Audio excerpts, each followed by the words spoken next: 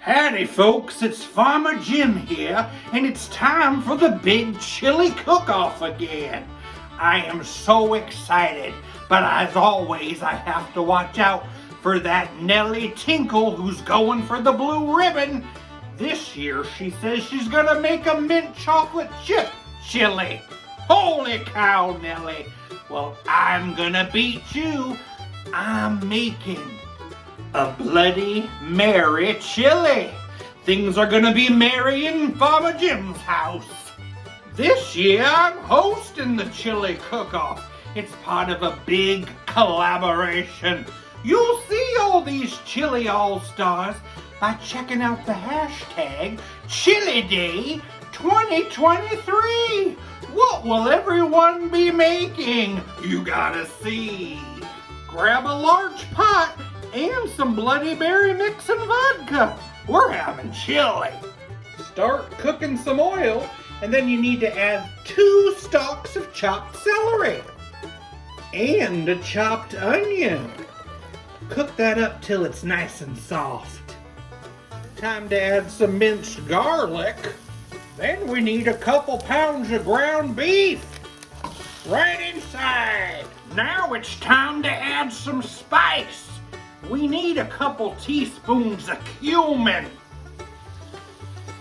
a couple teaspoons of chili powder, and a teaspoon of oregano, and a couple teaspoons of Montreal seasoning. Time for the Bloody Mary mix. I'm using 2 cups. 1/4 cup of vodka. A little Worcestershire, and a splash of hot sauce. Can of kidney beans, can of pinto beans. Stir that all together. Reduce the heat and cover. We're gonna let it simmer for 1 hour. You better watch out, Nellie Tinkle. I'm gonna get it this year. Looking good. Bloody Mary chili. Whoa. That's a great chili. Love that Bloody Mary and spice.